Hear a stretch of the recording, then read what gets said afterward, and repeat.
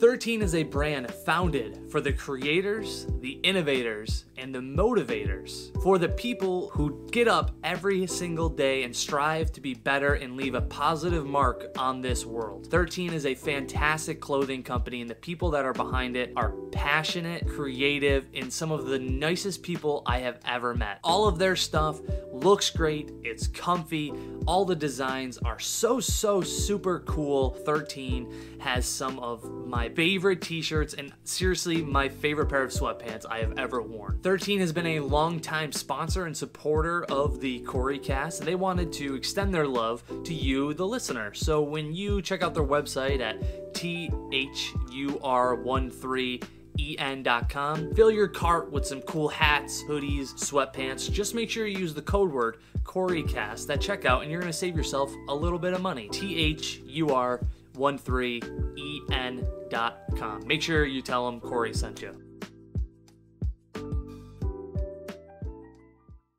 Today's guest is my friend Holly Lowery-Davis, and she is the COO of Ophelia's Place, which is a center that focuses on helping people who are struggling with eating disorders by providing free virtual online resources to free support phone calls to virtual in-person meetings.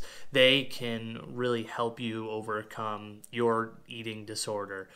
Ophelia's Place is doing a great service to Syracuse because there's not many eating disorder places here in Syracuse that are a source of good information, knowledge, support, and overall just help to people who are struggling with a eating disorder. I've been very fortunate in my life. I've never known anybody or directly dealt with somebody who had an eating disorder in my life, and this conversation was really eye-opening for me and really enlightening because it really hits home that there's a lot of people that are struggling out there with their relationship with food.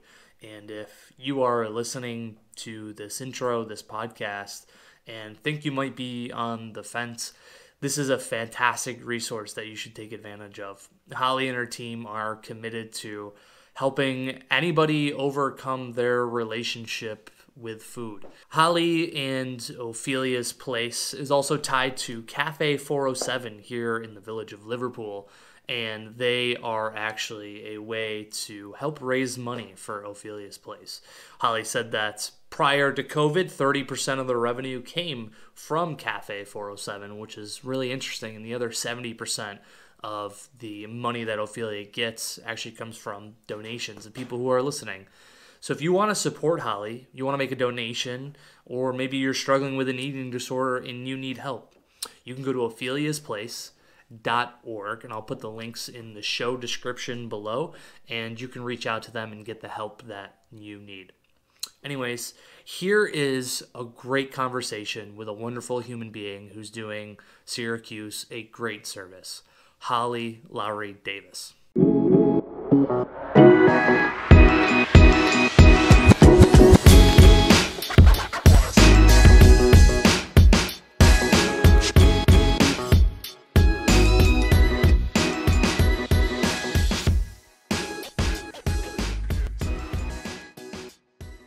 My name's Holly Lowery-Davis.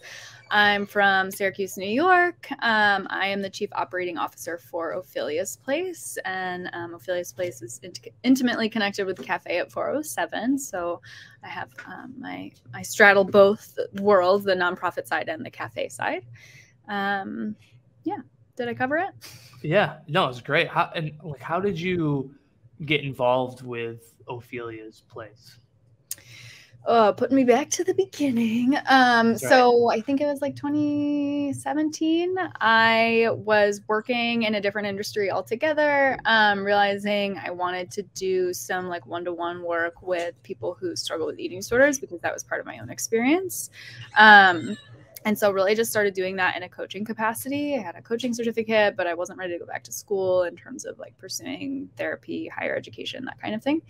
And so I started connecting with Ophelia's place because they had more like education opportunities pop up that they needed people to speak at, present at different colleges and things in the area. So I kind of slowly just started partnering with them on those events. And then that evolved over time to being more connected and involved with like all of the day-to-day operations. Were you expecting like all the different facets to this job when you got into it? I mean, no. Yeah, right. How could you, right? Yeah, no. I mean, I think I was excited to partner with an organization who had history and community ties. And it's just been a really natural evolution. Right. Wow. And I had recently learned that it was Ophelia's Place first, then Cafe 407 as an idea to fundraise a little bit more. Correct. Yeah. Wow. So Ophelia's Place was founded in 2002 by Mary Ellen Clausen. And really it was in response to her own family's need and situation. Her daughters were struggling with eating disorders and mental health overall. And there really wasn't a lot here locally in Syracuse or like just CNY in general, in terms of like, support groups, places to go with like people who understood and to talk through what's available and other resources and even treatment. Those resources were really sparse. And so it kind of started there and was really this grassroots effort, and the need in the community was pretty obvious from the start, in terms of like people responding to the call that Mary Ellen had put out, like, hey, is anyone else struggling with this? And so that's kind of where it started. And then in 2009, the cafe was established as a way to try and support some of the organization's budget a little bit more sustainably. So all of the profits from the cafe, after we pay all the bills and pay our team and all of that, go back to the nonprofit.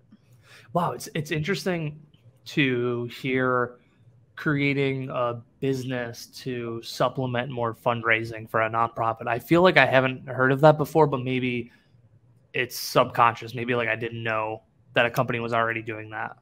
Yeah, I mean it's a thing. It's called a social enterprise, but it isn't really like a well-known thing unless you're in the nonprofit world. It's a concept that our founder is really passionate about, and actually she's trying to write a book, right? Well, she is writing a book right now. I shouldn't say trying, to kind of speak to the model a little bit more. Just because it's not just a fundraiser, it's a community builder. So it really is part of our values is that like we do help fill a need in the community, but the community, like we're here for the community, so the community has to also support us to be able to do that, right? And we believe that like all of our actions matter, and little by little, when we kind of pool those efforts, that's where change happens. So the cafe is a really lovely way to kind of invite the community into being part of that work, even if it's like, I support this cafe by buying a cup of coffee a few times a week. And then those funds go back to, supporting people who are on the front lines in the mental health field, supporting people struggling, right? So it's kind of a ripple effect. That's really cool, really impressive, and a really like ingenious way to find a way to support your nonprofit. In Ophelia's Place, is it only help people with eating disorders? Is that the main focus? That's our main focus. The thing with eating disorders, though, is there's a ton of crossover. So I think it's like 94% of people who struggle with eating disorders also struggle with depression, anxiety, substance use, obsessive compulsive, suicidal ideation. So there's so much crossover between all of those mental health issues. That, we see kind of two things. Like one, people identify that they are struggling with food and maybe have disordered eating or eating disorder. They call us, and then slowly over time, as they get connected to resources, realize that there are all these, or maybe, I shouldn't say all, but there may be some mental health issues going on that they weren't aware of that are also fueling the eating disorder. Wow. And then the opposite, right, where somebody's maybe struggling with depression or anxiety, not realizing that they're also malnourished. And when the body's malnourished, our brain's not functioning properly. And then that can fuel the eating disorder too. So we definitely see both sides, and we're trying to shift more and more to the language of like, we're working to fill the gaps in mental health, because I think a lot of people don't identify with having an eating disorder, but like many people do and just don't realize it. But they may identify that maybe they struggle with anxiety, depression, or some of those other issues I mentioned. So, wow, I never thought of that before, how it's probably correlating to other things that are going on, anxiety. And it's something that I've been very fortunate where I haven't had to directly deal with it in my life. So it's one thing that it's like, out of sight, out of mind, so you don't have to stress about it. But when like someone comes to you who is struggling with an eating disorder, what is the first steps that you guys take? Yeah, so I mean, it's going to depend on where they're at and what they're looking for. Our first goal is always to like meet the person where they're at and just kind of take a pulse on like what their experience is, what they're looking for, what they've tried so far. So a couple options, they can reach out via our website or phone. We provide one-to-one consults for people who are just sort of like, I'm struggling and I don't know what to do. Ophelia's Place was started kind of like pre-Google, or at least pre people having like everybody having access to Google. 2002, right? Right. And so, obviously now you can go online and type in eating disorder support near me. And that's great. But a lot of people aren't even sure, like, okay, that populates this huge list. Like, now what? Right. It's really overwhelming and can be really scary. Eating disorders are a coping skill. And so when we're struggling and we're, working through stressful situations or trauma or whatever pain, and we are using an eating disorder to cope with that, it's going to be really scary to try and like find resources to stop doing that. And then of course you have like social anxiety and the fear of like, what would treatment look like and all of that. So we really are here to kind of help support people through that initial process of finding the resources that are right for them. Sometimes that means we connect them to medical providers, treatment facilities. Sometimes that means we help them find alternative community resources, like harm reduction tools and peer-to-peer support groups. Sometimes it's just answering questions, getting them connected to therapy. So it really just depends on where they're at and what they need. Do you think that in this day and age, people are more educated about like just themselves overall, their body's needs, their mental needs than maybe in the past years before? I mean, I'd like to think so. I also feel like sometimes I'm in a bubble in the work that I do. Yeah, right. So I probably surround myself with people who are like kind of awake to their experience. But I mean, I do think, yes, overall, like as a collective, we're more conscious than, maybe 2, 3, 4 decades ago, just because it's more normalized now to like be doing self-work, to be in therapy, to be more reflective and like engaged in personal growth. So yeah, I do think that's slowly shifting for sure. Yeah, I had my friend Alicia, she's a therapist, and she had mentioned that now more than ever, more people are looking for help because of, the self-care movement that's happened, I don't know, past couple of years, I guess, Mm-hmm. where more people are open to talking to a therapist and more open on, spending the money to help themselves, where I don't think my parents' generation would never have done that. It was like a sin, shameful thing to go to therapy, right? Yeah, there's a lot of stigma around struggling with your mental health. Yeah. And what do you think you would say to somebody who maybe is struggling and doesn't know where to get help or where to start? Oh, such a good question and a big one.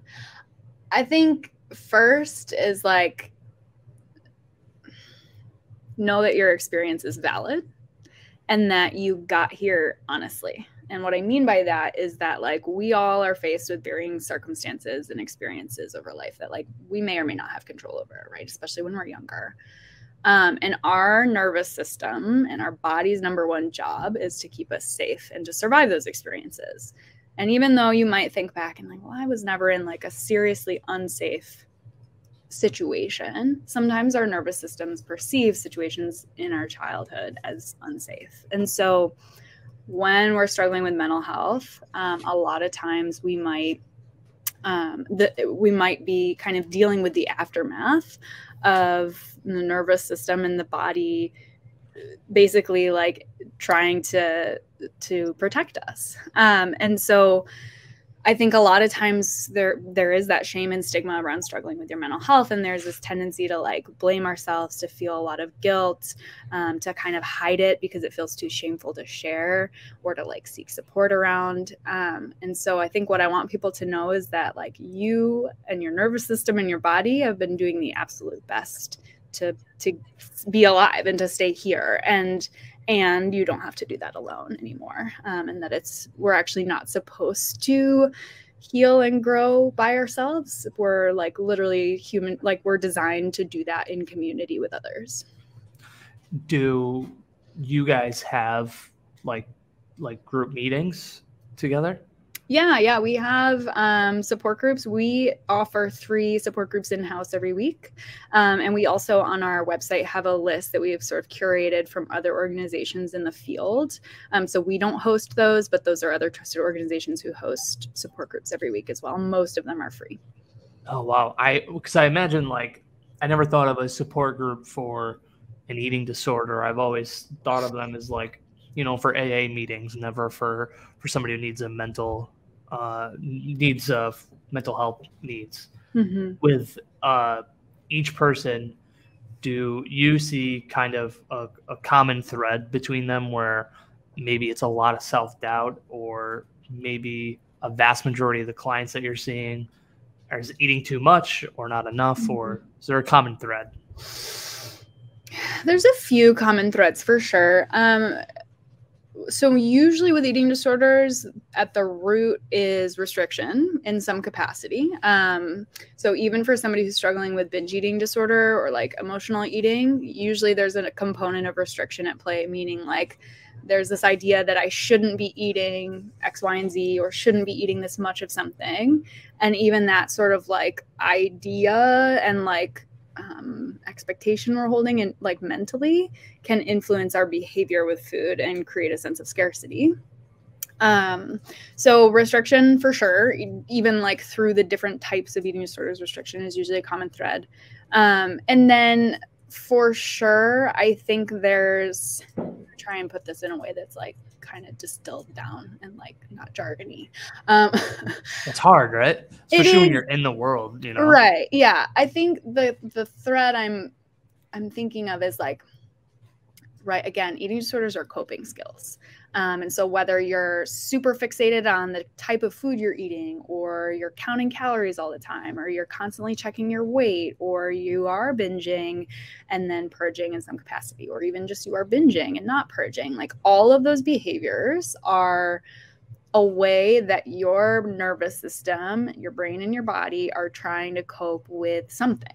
Right? Whether that's like, I'm lonely, I don't feel seen by the people that I love, I don't feel like I have people who love me back, I literally don't have my physiological needs met, I'm in an abusive relationship, like any of these things, we can use eating disorders skills or symptoms to cope, right? And so a lot of times the thread is like people may not be realizing that they have been trying to cope with something. And so helping them figure out like, what is that? What needs are there under the surface that they need to be supported in? And then how do we help them build like more sustainable coping skills? Because eating disorder behaviors or symptoms help us feel better temporarily. And in that way, like, they are serving a purpose, right? And so how else could we get those needs met though, that like doesn't cause as much harm, and that will be more sustainable in the long term? And you said earlier, somebody might not be aware that maybe of their experiences, and maybe they don't even know that they have an eating disorder. Are there any signs or symptoms that somebody listening might be able to help identify? So many. There's so many, right? There has to be. Yeah. Especially because it's not just one type of person who's not eating food. Because then there's another person who's eating a lot of food, not happy with their body, maybe has a bad relationship with their spouse or significant other. So I would imagine it's probably hard to identify because each person is so much different. Yeah, yeah. I mean, 100%. Each person's so much different. Those eating disorder symptoms are going to look different depending on just like what that person's what that person's experience has been and how they've used those symptoms. But for sure, like a preoccupation with food, calories, counting carbs, being on a particular diet, avoiding certain food groups, like all of that's a big red flag. Anytime somebody's like has a relationship with exercise that is really like that, there's maybe a lot of guilt around like, oh, I didn't get to the gym, or I didn't get my workout in today, or using exercise to like make up for eating something. That's called what we call a compensatory behavior. So you're compensating for food that you consumed. Oh, wow. And technically that's considered a purging behavior. So but right as I'm saying these things, you may be thinking like those are pretty like normal things that are like people do. Yeah. Right. So that's the struggle, is like in the culture we live in, it's been very normalized to be like on a diet or to use exercise to try and lose weight or change your body. But dieting is like literally the number one cause of eating disorders. So really, and I think it's 1 in 4 people who diet will end up developing a clinical eating disorder. So the statistics are high, yet we don't like as a culture, we don't really realize the connection there. yeah. So yeah, I think anytime there's like this preoccupation with food, weight, calories, health, we live in an era where like health and wellness is really prized. And in some ways that's great that we all have access to like more tools to help ourselves feel better. But a lot of times the recommendations that are being given as quote healthy are actually disordered and like not rooted in real science. They're rooted in like really shaky What would be like an example? science. Can you think of something So off the top of like your head? keto, for example, right? Somebody like doing the keto diet thinking this is going to help me be healthier and lose weight. But the reality is the only data that is like currently backing the keto diet is for people with epilepsy, and to use that to control their seizure occurrences. So yeah, like there's so many people who are really terrified of carbs and like thinking that keto is making them healthier. And in many cases, we actually see the aftermath of that with people struggling with blood sugar and struggling with like energy levels in general, brain function, because when the brain's not getting enough carbohydrates, like it stops producing serotonin and dopamine at the same level that it would otherwise. And so yeah, that's one example I think that like people probably aren't aware of. Yeah, I didn't mean to interrupt you. I was just trying to think of what would be an example off the top of my head. For Only sure. because it's wild to me because you have such a broad spectrum when we talk about eating disorder, because you have on one side of the coin where someone doesn't eat anything, maybe is you had said instead of like getting rid of the substance, like throwing up constantly, and then you have like somebody on the other end who's just like eating all the time and is ashamed of their body. That's two vastly different people and types of people. You say that, but actually that's not. And I think they have the same core rooted problem, right? Many times, yeah. And in most cases, even if somebody's in a really small body, there's still a lot of body shame and body image issues that are fueling the eating disorder. And for sure, when somebody's in a larger body, they have this added layer of facing systemic shame and oppression because our culture stigmatizes, discriminates against fat people. And so like there's also that added pressure that they're feeling of like, I literally am not valued in the same way that someone in a smaller body is when I walk out the door in the morning. And so that adds this other really big layer to how do I cope with that, Right. And that's got to be hard for a lot of people, especially who might be trying to do this on their own with no help, Yeah.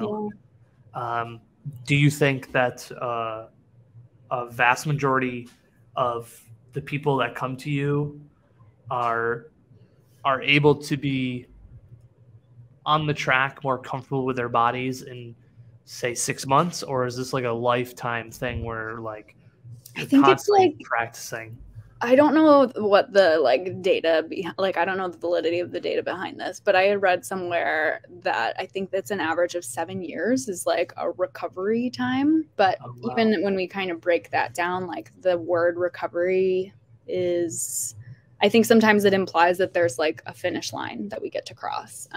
But right, coming back to this idea that eating disorders are coping skill, well, we're always going to have something to cope with, whether that's a loss or losing our jobs or splitting up from a partner, or we didn't, like there's always something that we're going to feel upset about or feel, uncomfortable by, so when we think about it from that lens, sometimes, especially if we experience something really stressful or traumatic, the eating disorder symptoms might pop up again, even if you've been free of them for years. And we do see that, absolutely.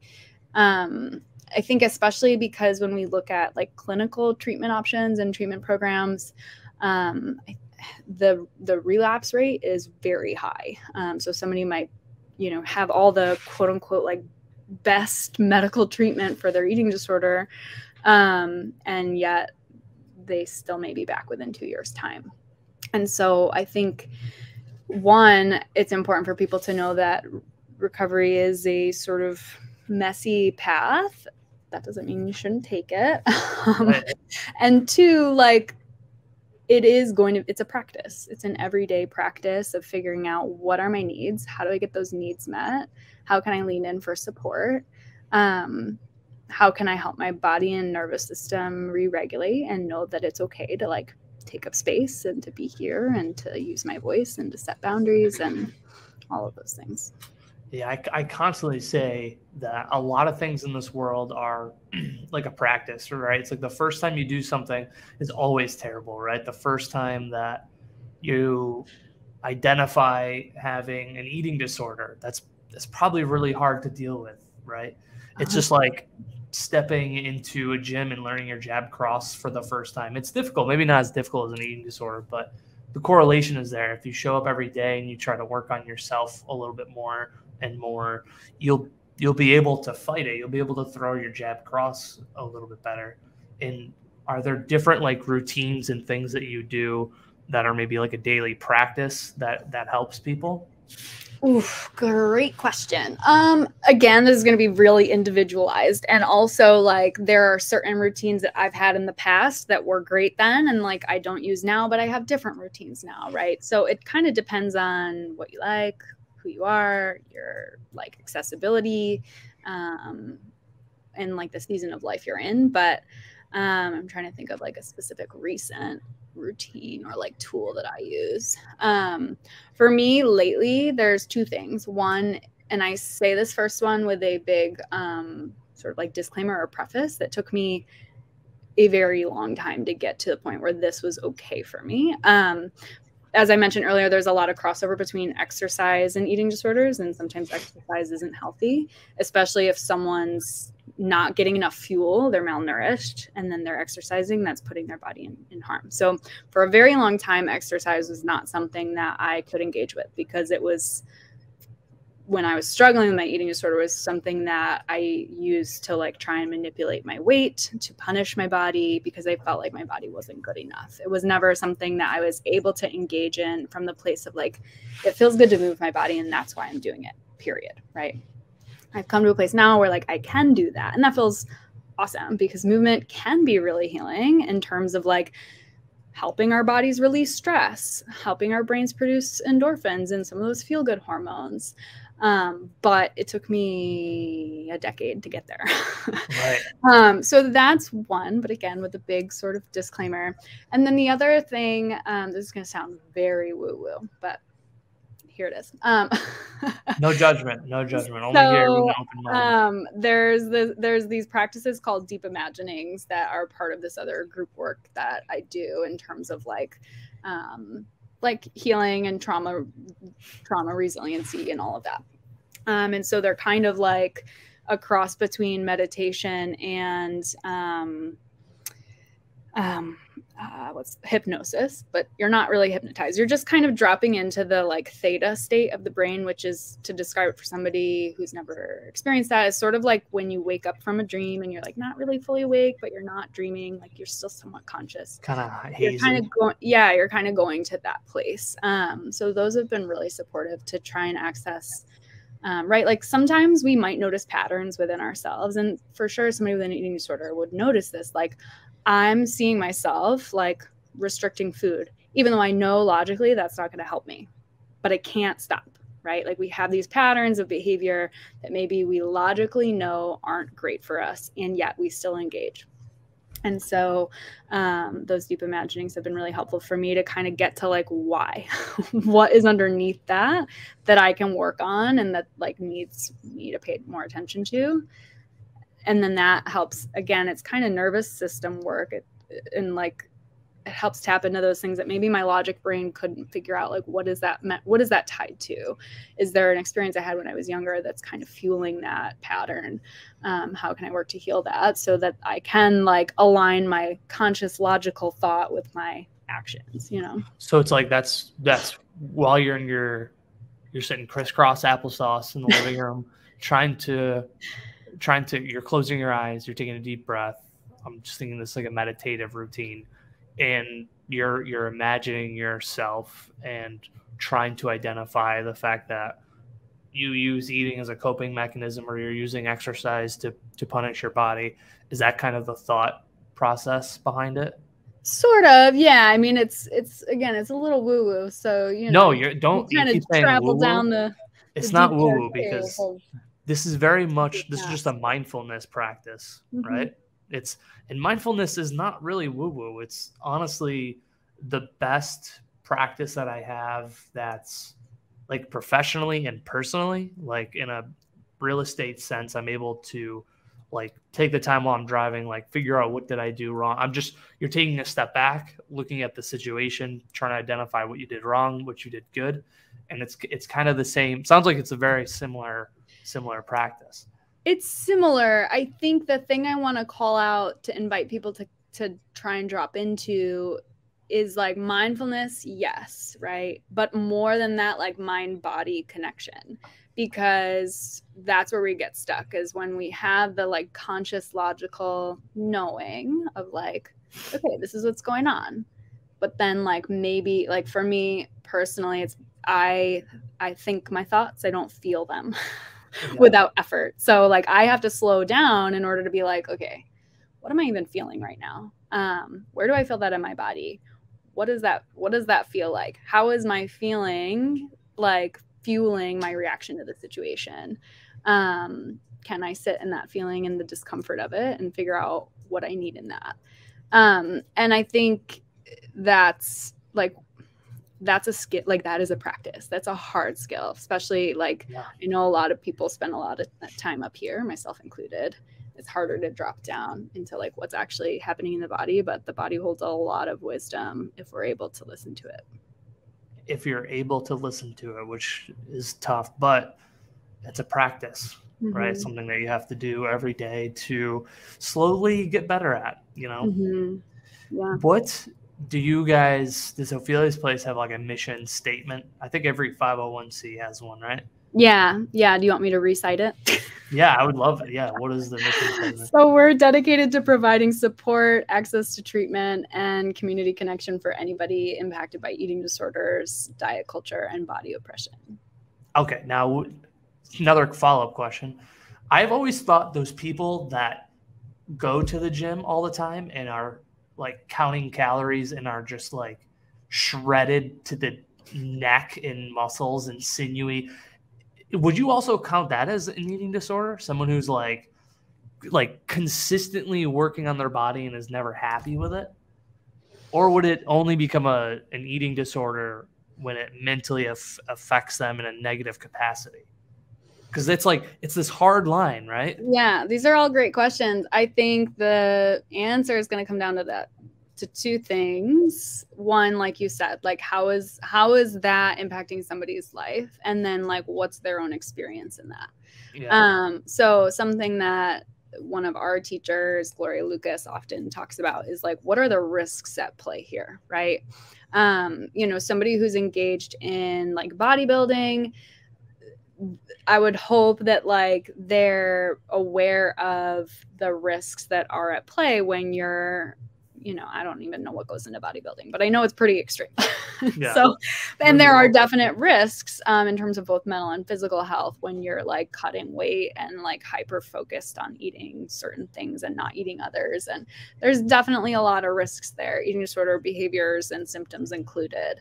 And if we can help make people aware of the risks and then give them the resources to like assess the risks and whether they're willing to take those risks and like how much those risks may cost them or are costing them, then that's up to that person to decide, like, do I want to keep doing these things or do I want to look for something different? And really, I think that's what it comes down to when it's like, am I struggling? Or am I okay with these risks because like I'm okay with it, you know? Yeah. And that's hard. And like many people in the eating disorder space might not love that answer because fine. Right. Like of course we don't want to give permission to like, it's okay to have an eating disorder as long as you feel good about it. Like, no, yeah, right. We're saying. Right. And like body autonomy is really important. And I think it doesn't do any good to like say to somebody, you're exhibiting eating disorder symptoms and you need to do something about it, right? It just kind of adds on the shame and almost pushes people away. Yeah. So, yeah. Yeah, I've always thought of that in my head that I'm like, man, I wonder if that dude that's like juiced to his neck and like constantly never happy with his body, I wonder if there is some underlining, and not to say that like that's bad, like that's what you're about, like I'll go for it, but like I feel like at the point that it becomes a problem is it when you yourself are no longer happy or you recognize that that's a problem in your own body. Because I know tons of people who work out and it's healthy for them, you know, and tons of people who are able to find that balance, but that's when things get a little tricky, huh? That's when things get a little... It's tricky, yeah. And I think, you know, the question is like, am I causing harm to myself and am I causing harm to others around me? So like a lot of times we'll have either like younger individuals or their family members call looking for support saying like, oh my gosh, I didn't realize my own, like a parent, for example, my own behavior around food and exercise has influenced my kid in this way. And now my kid's struggling with an eating disorder. And that's not to say the parent is at fault, but like we are models for our kids and also just like people around us. And so I do think there's a level of responsibility to kind of look at our behaviors and look at the impact of those. Because it's one thing to say like, these are the risks I'm willing to take for myself. Am I okay taking these same risks for my partner, my kids, my loved ones? You know, that's a different question. Yeah. Wow. It's just another world. And it's also, this is a reason why I do the podcast, is because I am now introduced to a world that I know zero things about. You know, I think I dated somebody in college who had a really tough, a really weird relationship with food. And I don't know if she knew it or what, but like, that's my only exposure. And that was for maybe 6 months when we were together, you know? So it's like, it's a world that I know nothing about. And especially when it comes from Cafe 407 is one of my favorite places to go.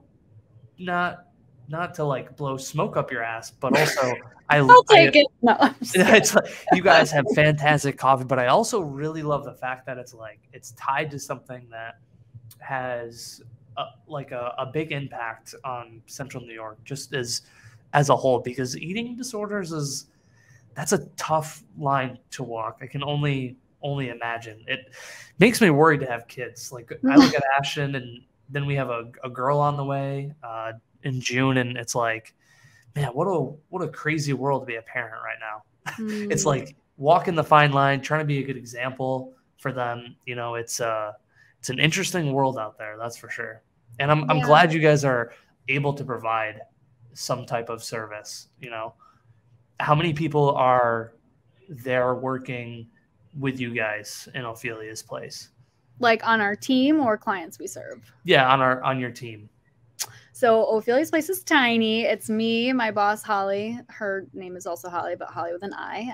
And then my colleague here, Julia, who handles Hi, Julia. all our phone calls and administrative stuff. And so that's OP, the three of us currently. Our founder did just retire at the end of the year. So prior to that, it was 4. And then the cafe, we generally have somewhere between like 5 and 7 employees, just based on the season. And only 5 to 7? That's pretty crazy. I thought way more. No, we're a tight team. Well, yeah, and especially when you're running like a nonprofit, everything else is vastly different. We're actually, Dennis, Mike, and I, this is another reason why I wanted you on the podcast, was because Mr. Segru? Yes, yeah, Mr. Segru, yeah. Dennis, hey. It's weird calling him Dennis, right? Hearing someone call him Dennis. I never had him as a teacher. Who's this chick? I taught her AP something or other a decade ago. Exactly. He's gonna know the face, I think, before he knows the name, just because of all the freaking kids he sees on a year-to-year basis. It's such, I don't understand how he does it. But Dennis, Mike, and myself, we do a thing called Dungeons and Donations, where the three of us play Dungeons & Dragons online. We raise money for various fundraisers, and we have been debating with this idea of spending the money to get our nonprofit status, only because to be able to go to a corporation or a company and be like, hey, this is what we do, this is what we provide, can you make a donation, is a lot harder when I'm like, hey, you got to donate it to my PayPal. There's no, my name's Cory. You know, like, it's just a way harder thing to do than a 501c. And has that, I guess you didn't start the 501c, right? Yeah, no, that was definitely something done before my time. Sorry, the sun is like really tough. Oh, no, you're fine. I don't want it to go away. And yeah, no, that was way before my time. I do know there's a lot of paperwork involved. Yeah. So we're toying with the idea of getting it. And then we also were talking, because we do it twice a year. We do it in May and in November. November is locked in always the food bank, because the food bank, fantastic group of people there, and have been instrumental in helping us with this thing every year. And then usually in May, we rotate the different charities. So this coming year, Dennis, Mike, and myself all agreed that we want to do it for Ophelia's place.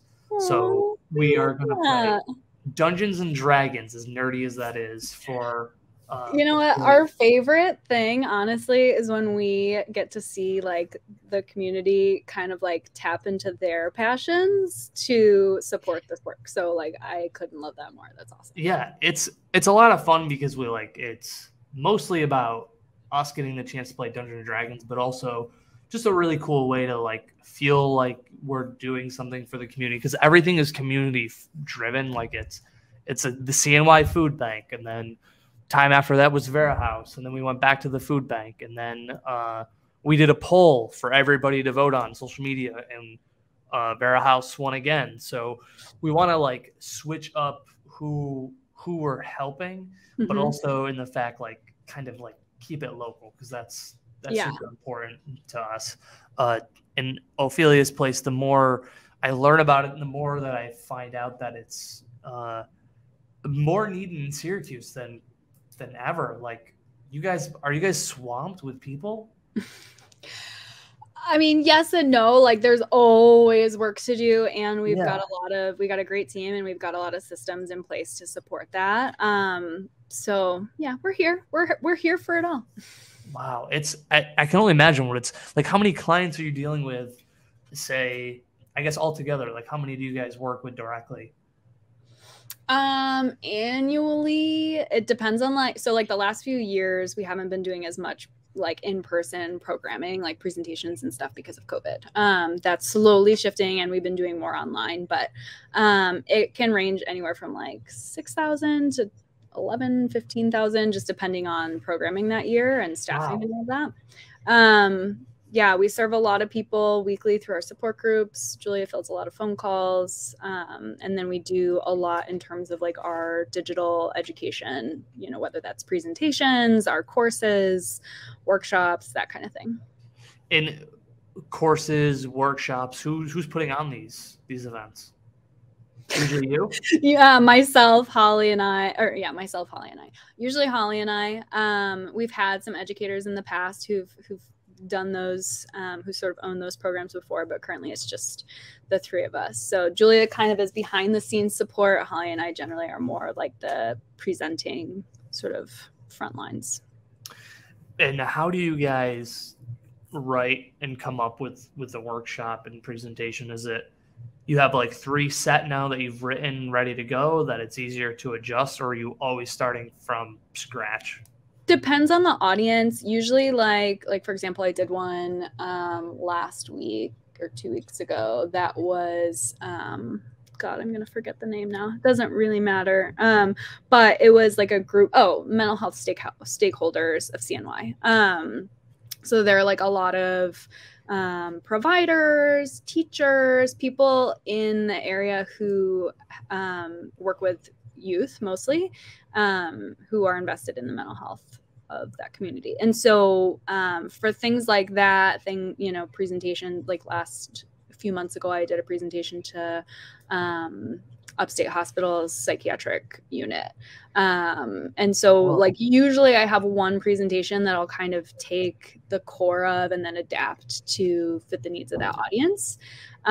So that's like my general, eating disorders overview. Like, what does it look like? How do you identify? How do you support somebody? What are the resources available?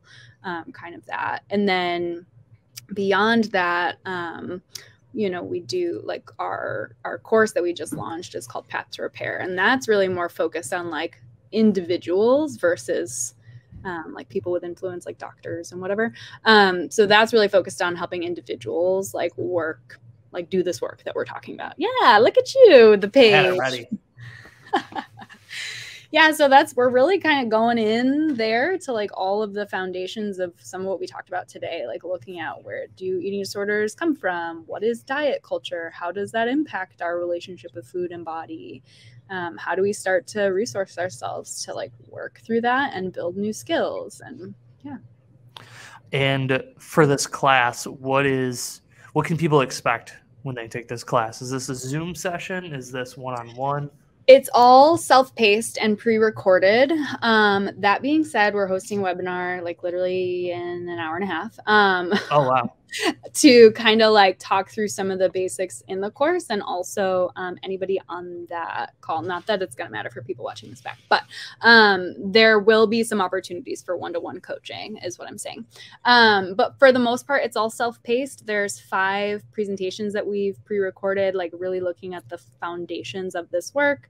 And then there's a series of, I think, 8+ interviews with experts in the fields that we work in, which are like eating disorders, health at every size, body liberation, psychiatry, like all of that. So the expert interviews, the presentations, there's a private Slack community where like people who are taking the course can connect and support one another, ask questions. In that space, you have access to our team for ongoing support or questions. So yeah, it's really designed to kind of be a go at your own pace, but we're here along the way for structure, support. There's also worksheets, and there's like somatic embodiment practices, like we were talking about strengthening the mind-body connection. And how long have you been doing this program for? So back in 2018, we launched our original course. And this is kind of like the second. This is like the 2.0 version. So we just relaunched this new version. What was it? Mid-January, Julia? Yeah. Yeah. So it's very new. Very, very new. Interesting. And how long did it take to write this course from start to finish? Oh, God. Oh, that's a very hard question, because it's not something that I wear many hats in my position, and all of us do, really. So it's not something that like I sat down and wrote out, and it was really a collective effort from the team. But I mean, this new rendition has been in the works for the last year or so. Yeah. Yeah. Tons of, it's like something that you guys like pick up, work on for a little bit, put it down. It's like kind of like writing a book. Like it's something that you just do in one sitting. I would imagine that would get to be a little too much, you know? Yeah. Yeah. Very interesting. So it's just this course that can help people a little bit more too. Different payment plans too, one-time payment or a 6-month payment plan, which is great that you guys are flexible with people. Yeah, and we do offer scholarship options for folks who have marginalized identities. So anybody who maybe doesn't have access to the resources to take the course, you can just reach out and we'll get with you. Interesting. Now, is people taking this course, are they mostly local, or is it because you guys have now branched out so much, there's people from all over the U.S. doing it? People from all over. Yeah. I mean, I do think our base with the course still is primarily local, but again, this one's very new, but in the last course, like we had people from Nepal and the Netherlands and like people all over take it. All over, like Nepal? Mm-hmm. Yep. Really? Yeah. That's pretty, how do you guys get that reach? I mean, I'm making it sound like our reach is ginormous, but you know, a lot of it is just like word of mouth. And we had done some programming, some other programming. And then this young woman, Mandira is her name. She had like kind of got wind of us through there and like ended up taking the course. And then she started doing almost like a train the trainer model with youth populations in her community in Nepal. And yeah, it's grassroots, you know? Wow. It's so cool that the age of technology, this is like just unthinkable back like 10, 20 years ago, like having something like this with the amount of support from online classes to a private Slack community. Like you have all these resources to find a group of people that are able to help you get the attention that you need to. Yeah.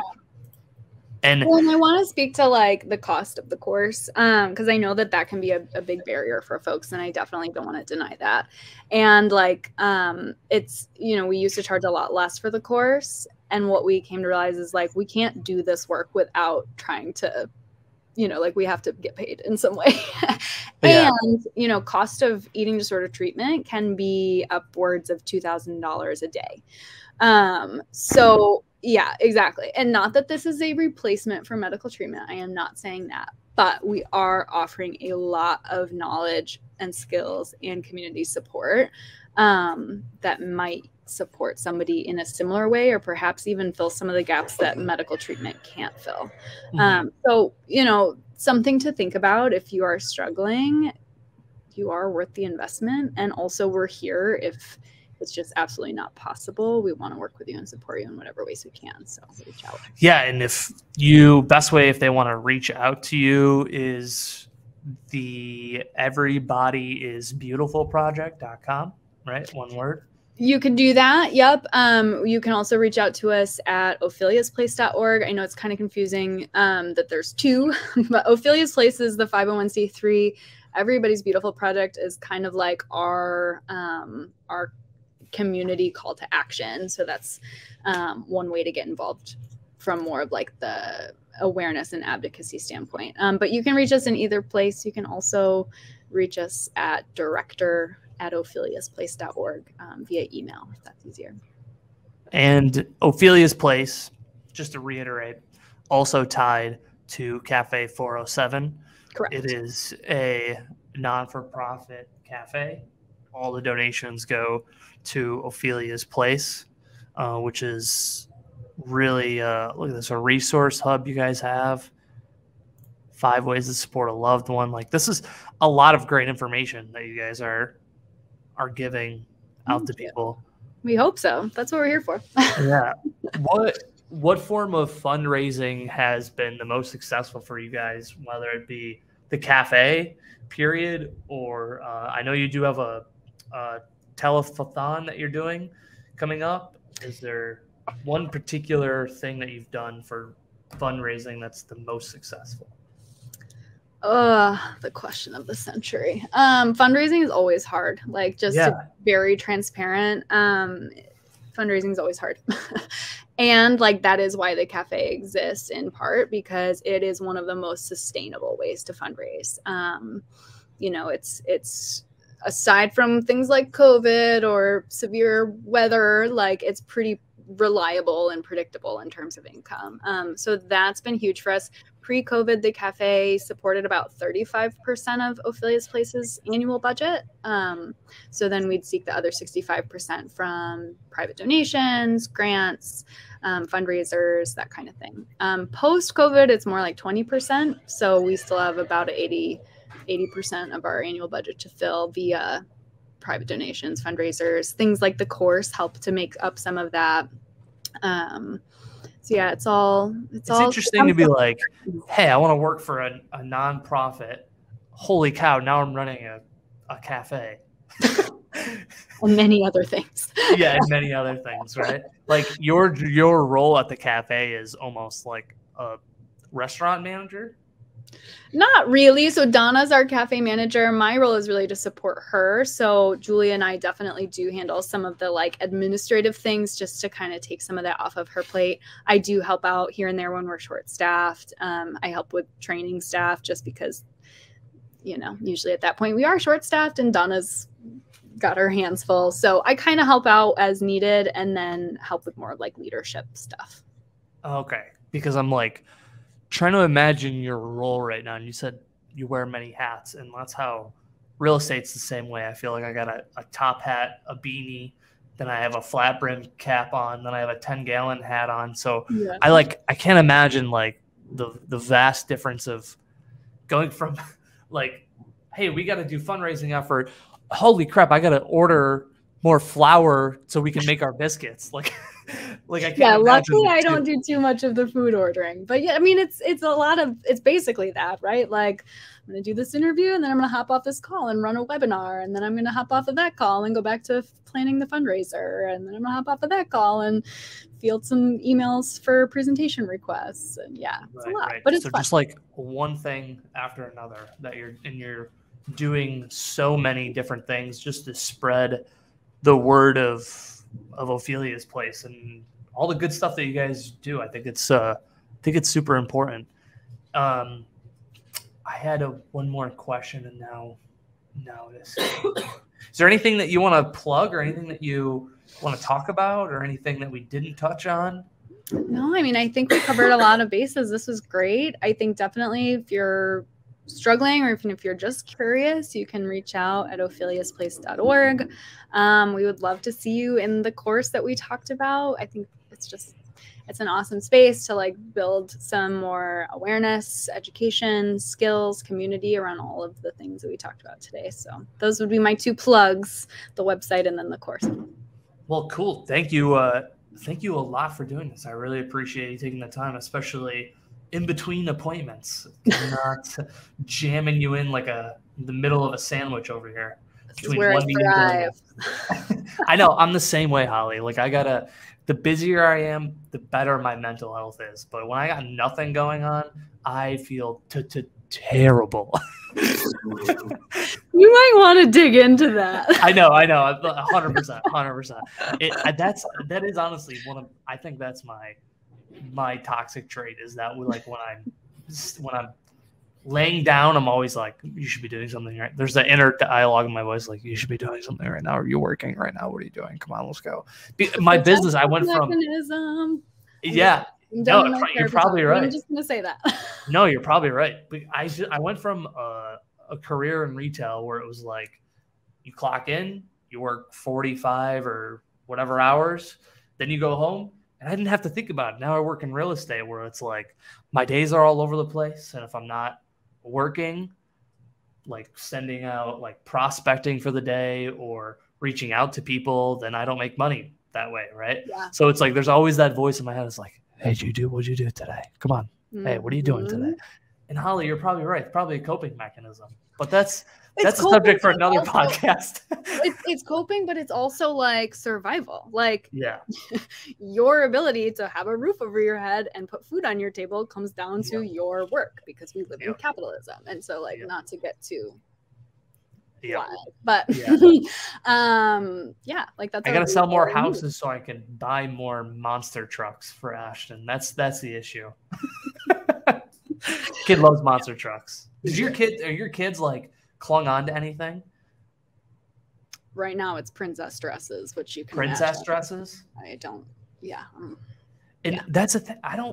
Holly, I'm not a car person. I'm not a monster truck person, so I have no idea. You're a Dungeons and Dragon person. Yeah. Look at behind me. I have there's a Pokemon right there. That's Zapdos. So like I'm a freaking giant ass nerd, and he is so mechanical. He knows bucket trucks and construction vehicles like I never did. I just don't get it. They're hilarious. I love it. I'm here for it. Well, hey, once again, thank you for doing this. I appreciate it. I look forward to raising a little bit of money in May for you guys. I think it'll be a fun time. We're so excited and we're so grateful. Yeah, likewise. Holly Lowery, everybody, thank you very much.